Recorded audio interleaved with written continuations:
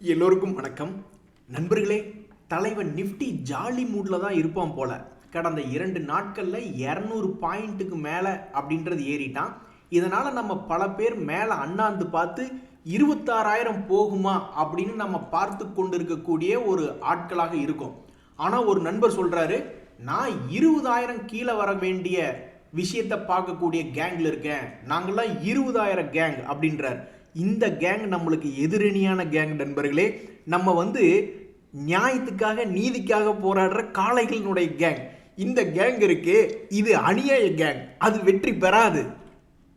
So 26,000 போகும்னு நினைக்கிறவங்கெல்லாம் ஒரு விடாமுயற்சி கேங், சந்தோஷமாக இருக்கக்கூடிய ஒரு குஜாலா கேங். ஆனால் 20,000 போகும்னு நினைக்கக்கூடிய கேங்ல நம்மளுக்கு ஆப்போசிட் கேங், அது ஒரு கும்பா கேங், அது ஒரு செகப்பி கேங்.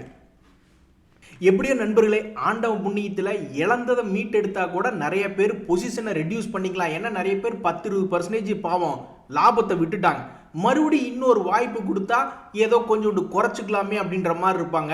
அவங்களுக்கு ஒரு வாய்ப்பு கொடுக்குதா ஏன்னு கேளுங்களேன். இப்போ ஆல்ரெடி 10-15% கும்பாய் நிற்குது. திரும்பி வந்துச்சுன்னா மகிழ்ச்சி. இன்னும் கீழே போனான்னு வச்சுங்க, அப்புறம் நம்மளுக்கு கும்பாவாக இருக்குமேன்னு ஒரு மன வருத்தம் தான் நண்பர்களே. இந்த சமயத்தில் மியூச்சுவல் ஃபண்டுகள் பற்றி என்னென்னே தெரியாதவங்கெல்லாம் வாய்க்கு வந்தபடி அதை பேசக்கூடிய காரணம் அந்த சமயம் இருக்கும் பொழுது ஒரு நண்பர் மிக அழகாக சொல்கிறாரு பாருங்க. ஏங்க 5 வருஷமாக மியூச்சுவல் ஃபண்டுலேயும் ஸ்டாக்லேயும் நான் டைரெக்டாக இன்வெஸ்ட்மெண்ட் பண்ணிட்டு வந்துட்டு இருக்கேன்.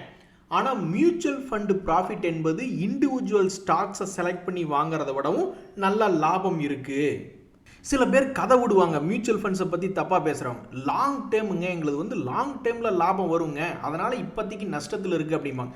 மியூச்சுவல் ஃபண்டில் போட்டவங்க இப்போவே லாபத்தில் இருக்காங்க. அப்போ நீ லாங் டேர்மில் லாபம் வரும்போது அது இதை விடவும் அதிகமாக உள்ள பெரிய லாபம் வந்துடும். ஸோ டிசிப்ளின் அப்படின்றது ஒன்று இருந்ததுன்னா கண்டிப்பாக எப்படி குழந்தைகள் அல்லது ஒரு தொழிலில் எப்படி டிசிப்ளினாக இருந்து வெற்றி பெறுறோமோ அது மாதிரி ஸ்டாக் மார்க்கெட்டில் டிசிப்ளின் என்பது மியூச்சுவல் ஃபண்டு மட்டுமல்ல, எஸ்ஐபி என்பது ஒரு வழி. அந்த வகையில் ஜெயித்த ஒரு நண்பர் தான் 5 வருஷமாக தன்னுடைய எக்ஸ்பீரியன்ஸை கம்பேர் பண்ணி மியூச்சுவல் ஃபண்ட் ஓரளவுக்கு நல்லா இருக்கே அப்படின்ற மாதிரி சொல்கிறாப்புல. ஸோ அடிப்படையாக ஒருத்தர் ஸ்டாக் மார்க்கெட்டுக்குள்ளே வர்றாங்கன்னா அவங்களுடைய பேசிஸ் என்பது ப்ரொஃபஷனல் மேனேஜ்மெண்ட்டாக இருக்கணும். அது மியூச்சுவல் ஃபண்ட் வழியாக பண்ணாலும் சரி அல்லது அவங்களே பண்ணாலும் சரி, ஒரு ப்ரொஃபஷனலாக பண்ணி எப்பவும் ப்ளஸில் இருக்கிற மாதிரி பண்ணிக்கணும். அதுக்கப்புறம் தான் மற்ற சாகசங்கள், ட்ரேடிங்கோ அல்லது மற்ற பங்குகள் எடுக்கிறதோ மற்ற சாகசங்கள்லாம் அதுக்கப்புறம் தான் வரணும். இங்கே பாருங்க, இன்னொரு நண்பருடைய எக்ஸ்பீரியன்ஸ். 4 அக்கௌண்ட் ட்ரேடிங் அக்கௌண்ட் வச்சுருக்கேங்க, என்னங்க எல்லாமே 25% லாஸில் இருக்குது. ஆனால் மியூச்சுவல் ஃபண்டில் நான் எஸ்ஐபி வழியாகவும் லம்சம் வழியாகவும் போட்டதில் இப்போ கூட ஒரு 55,000 ப்ளஸில் இருக்குது ஆண்டவா அப்படின்ற மாதிரி அவருடைய எக்ஸ்பீரியன்ஸ். நண்பர்களே, 2 முக்கியமான செய்திகள். ஒன்று என்னென்னா, நம்ம செமிகண்டக்டரில் இப்போ நியூஸ் கொஞ்சம் பேடாக இருக்குது. ஒரு 6 மாதத்துக்கு முன்னாடி செமிகண்டக்டருக்கு பயங்கரமான ஒரு டிமாண்ட் அப்படின்றது வந்தது. அதை தொடர்ந்து நம்மளால நிறைய பேர் இன்வெஸ்ட்மெண்ட் அப்படின்ற ஸ்டார்ட் பண்ணிக்கிட்டு இருந்தாங்க. ஸோ இப்போ செமிகண்டக்டருக்கு நம்மளுடைய நாடு இன்னுமே முன்னெடுத்து போகிற மாதிரி இன்னொரு 4 இடத்துல ஃபேக்ட்ரிஸ் ஓப்பன் பண்ணுறதுக்கு, செமிகண்டக்டர் ஃபேக்ட்ரிஸ் ஓப்பன் பண்ணுறதுக்கு அப்ரூவல் கொடுத்துருக்காங்க. ஸோ ட்ரம்ப் அவர்கள் ஏன் பயந்துட்டு 100% செமிகண்டக்டர் இண்டஸ்ட்ரிக்கு டேரிஃப் போடுறாருன்னா, அதில் ரொம்பவுமே பிஸ்னஸ் எதிர்காலத்தில் பயங்கரமாக வரும் அப்படின்றதுனால தான். நம்ம ஏற்றுமதி பண்ணலினாலும் கடைசிக்கு நம்ம உள்நாட்டு தேவைக்காக நம்மளே வச்சுக்கலாம்ல. அது எப்படின்னே தெரியாதுங்க நண்பர்களே. ஒரு சில முக்கியமான ஃபேமஸான பங்குகள், ஒரு உதாரணத்துக்கு பேடிஎம் என்பது, அது லாபம் பண்ணுறானோ நஷ்டம் பண்ணுறானோ, ஆனால் ஒரு ஃபேமஸான பங்கு தான் மார்க்கெட்டில். பல ஃபேமஸான பங்குகள் கீழே கிடைக்கல, நல்ல நியூஸ் எல்லாம் வர்றதில்லை. நம்மளுக்கு தெரியவே தெரியாது அவன் எப்போ ஏறி வந்தான்னு. கடைசியில் பார்த்தா அவன் உச்சத்தில் இருக்கும்போது தான் ஏதாவது ஒரு நல்ல நியூஸ்கள் அப்படின்றது வந்துட்டு இருக்கும். அப்படி தான் இந்த பேடிஎம் எல்லாம் ஒரு காலத்தில் மிகவும் சரிவடைஞ்சு 400 ரூபாய்க்கும் கீழே ட்ரேட் ஆகிட்டு இருந்தான். என்னது 400 ரூபா, 400 ரூபாய்க்கு கீழே ட்ரேட் ஆகிட்டு இருக்குல்ல, அப்படி இப்படின்னு கொஞ்சம் கொஞ்சமாக ஏறி வந்துட்டான். இந்த உச்சத்துக்கு வரும்பொழுது என்னென்ன தகவல்கள் வெளியே வருது பாருங்க. போன வருஷம் என்னாச்சு, இந்த பேடிஎம் பேங்க் சில ஃபாலோ பண்ணல அப்படின்னு சொல்லிட்டு ஆர்பிஐ மெர்ச்சன்ட்ஸை ஆன்போர்டு பண்ணுறது நிறுத்தி வச்சுருந்தாங்க. இப்போ அந்த பேமெண்ட் அக்ரிகேட்டர் லைசன்ஸ் ரெனியூ பண்ணிட்டாங்க. அதாவது மெர்ச்சன்ட்ஸ் ஆன்போர்ட் பண்ணிக்கலாம் அப்படின்ற மாதிரி ஒரு அப்ரூவல் அப்படின்றது வந்திருக்கு. இனி இந்த பங்கு கிட்டத்தட்ட 2023களில் இருந்த ஹையை 2 வருஷம் கழிச்சு இப்போ 2025 தொட்டிருக்கா. இனி இதுக்கப்புறம் என்ன போறான்னு தெரியல. ஆக மொத்தம் ஒன்று மட்டும் நிச்சயம் நண்பர்களே, ஏதாவது பங்குகள் கீழே இறங்கும் பொழுது நம்ம மேக்சிமம் நீங்கள் எத்தனை பர்சன்டேஜ் பார்த்துருக்கீங்க? நான் 85% வரைக்கும் இருக்கிறதுலே ஹையிலிருந்து கீழே விழுந்த பங்குகளை பார்த்துருக்கேன். அதுக்கப்புறம் சில பங்குகள் ஏறி வந்ததை நான் பார்த்துருக்கேன். ஸோ அப்போ கடைசிக்கு இந்த பங்கு தன்னுடைய உச்சத்திலேருந்து எத்தனை பர்சன்டேஜ் இறங்குச்சு அப்படின்னு பார்க்கும்பொழுது இருக்கிறதுலேயே ஒரு மிகப்பெரிய கும்பா குட்டியாக சரியா ஒரு 83% பக்கம் இது இறங்கியிருக்கு.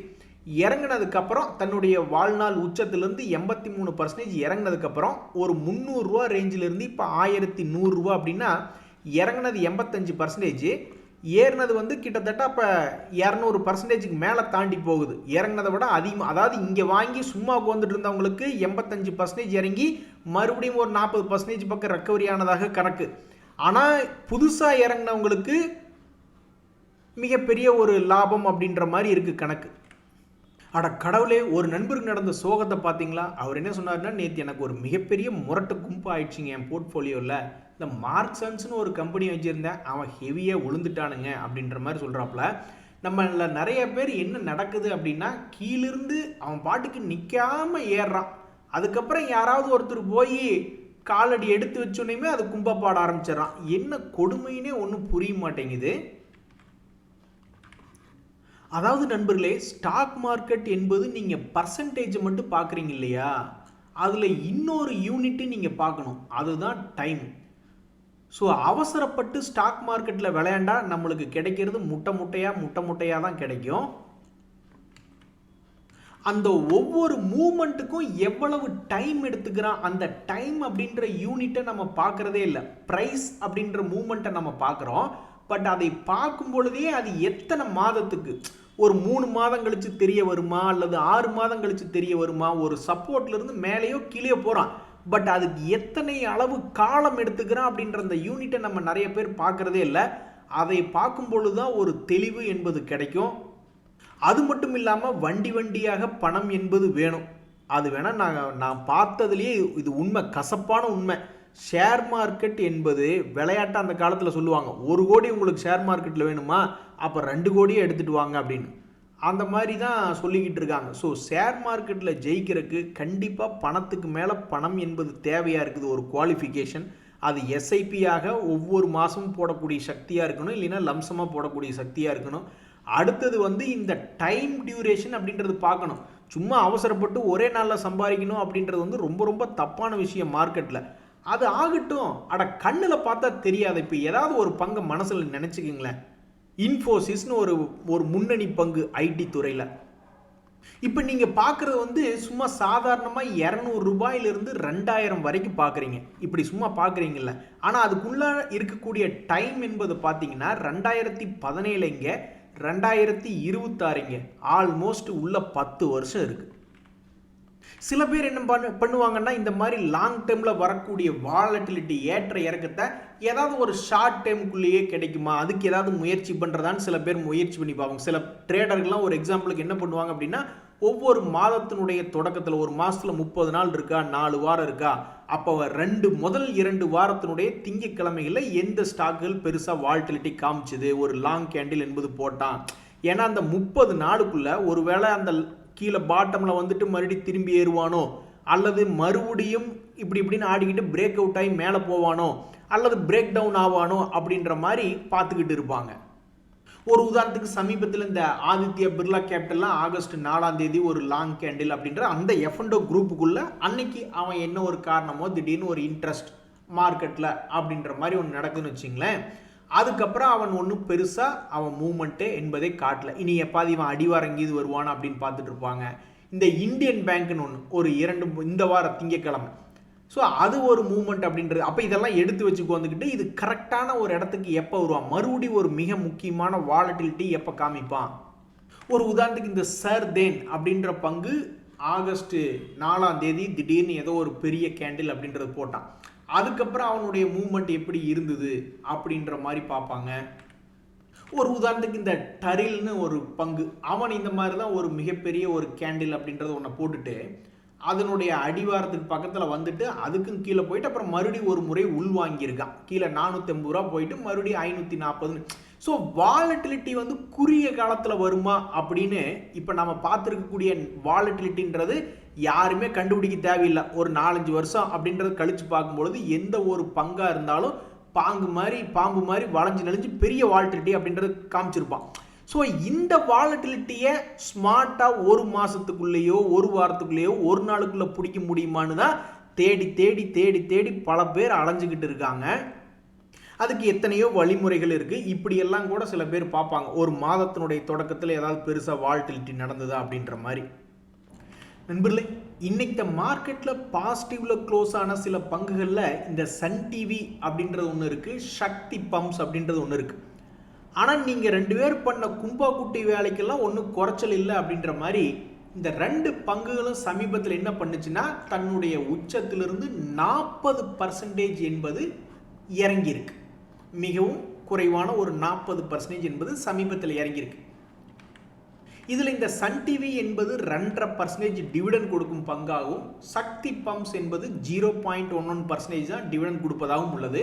ஒரு காலத்தில் 2 பேருமே தான் ஏறினாங்க. அதுலேயும் இந்த சக்தி பம்புகள்லாம் பேருக்கேற்ற மாதிரி ஏறின ஒரு பங்கு. அது சார்ட்டில் வந்து வெறும் 60 ரூபாய் 70 ரூபாய்ன்னு இருந்த மாதிரி இருக்குது. 1400 வரைக்கும் போன பங்குகளில் இந்த சக்தி பம்ப் மிகவும் சக்தியாக மேல் நோக்கி ஏறி வந்திருக்கான். இந்த சன் டிவி என்பதும் சாதாரண அளவுகளெல்லாம் கிடையாது. அதுவுமே வந்து சமீபத்தில் ஒரு முறை 2022 பார்த்தீங்கன்னா 350 ரூபா ரேஞ்சில் இருந்தது தான். அது 900 வரைக்கும் போயிட்டு அப்புறம் அங்கிருந்து தான் 40% கும்பாகி நிற்கிது. இப்படி இருக்கக்கூடிய இந்த பங்குகளினுடைய சமீபத்தினுடைய குவார்ட்டர்லி ரிசல்ட் எப்படி இருக்குன்னா, சன் டிவி மிகவும் அபாரமாக சேல்ஸ் என்பது 1290 கோடி ஜூன் குவார்ட்டரில் அதிகமாக காமிச்சிருக்காங்க. நல்ல ஒரு அருமையான சேல்ஸ் என்பது ஜூன் மாதத்தில் பண்ணியிருக்காங்க. லாபம் என்பது 529 கோடி என்பது பண்ணியிருக்காங்க. சக்தி பம்ப்ஸ் தன்னுடைய ரிசல்ட் என்பது காமிக்கும் போது பெரிய அளவில் சாதனை செய்யலை. இதுக்கு முன்னாடியே ஆல்ரெடி 110 கோடியெல்லாம் மிகவும் அதிகமான லாபம் பண்ண அளவு தான். பட் இந்த முறை வெறும் 97 கோடின்னு ஒரு மாதிரி சுமாராக தான் ரிசல்ட் பண்ணியிருக்காங்க. ஸோ இப்போ 40% இறங்கி கிடக்கக்கூடிய இந்த 2 பங்குகளையும் தற்போதைய நிலைமையில் இப்படி ரிசல்ட் என்பது வந்திருக்கு. இந்த ரிசல்ட் அடுத்தடுத்த வாரங்களில் இதுகளை மேலே தூக்கி நிறுத்துமா இல்லை கீழே தள்ளி விடுமா என்பது ஒரு 4-5 மாதம் கழித்து பார்த்தா தான் தெரிய வரும். ஸோ இது போன்ற பங்குகள்லாம் 40% இறங்கி ஏறின லிஸ்ட்டில் சேரப்போகுதா, அல்லது 60% இறங்கி ஏறின லிஸ்ட்டுகளில் சேரப்போகுதா, அல்லது 80% இறங்கி ஏறின எந்த லிஸ்ட்டில் சேரப்போகுது அப்படின்றது பொறுத்திருந்து பார்த்தா தான் தெரிய வரும்.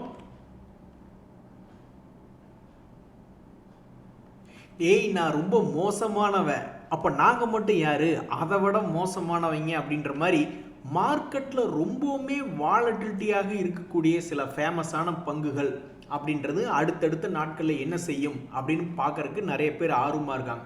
ஒரு உதாரணத்துக்கு இந்த மசகான் டாக் அப்படின்ற பங்கு ஒரு வருஷத்தில் என்ன பண்ணியிருப்பாங்கன்னு நீங்கள் நினைக்கிறீங்க? இங்கே பாருங்கள், அவனுடைய வேலை என்ன நடந்திருக்குன்னா, இந்த ஒரு வருஷத்தில் முதல்ல நியூஸ் இல்லாதப்பவே இறங்கி ஏறி ஆடிக்கிட்டு இருந்தான். அதாவது நியூஸ் இல்லாதப்பவே திடீர்னு இந்த இஸ்ரேல் ஈரான் வார் சம்பந்தப்பட்ட நியூஸ் வந்த உடனே அவன் பாட்டுக்கு 2000 ரூபாயிலிருந்து 4000 வரைக்கும் போயிட்டான். எவ்வளோ ஒரு வாலட்டிலிட்டி, மோசமான வாலட்டிலிட்டி அப்படின்றது பாருங்கள். அதுக்கப்புறம் மறுபடியும் இங்கே தான் நம்மளுடைய ட்ரம்ப் அமைதி தூதுவர், ஒரு அமைதியின் தூதுவராக பல சண்டைகளை தீர்த்து வைத்ததாக அவரே பேசிக்கிட்டு இருக்காரு. அதுவும் இல்லாமல் நாட்டில் உண்மையிலேயே சில இவருடைய பேச்சுவார்த்தைக்கு அப்புறம் தான் சண்டை நின்னதாக சில இடங்கள்ல இருந்து தகவல் வருது. அப்போ இந்த புண்ணியவான் வரக்கூடிய ஆகஸ்ட் 14ஆம் தேதி ரஷ்ய அதிபர் புட்டினோட பேசுகிறாரு.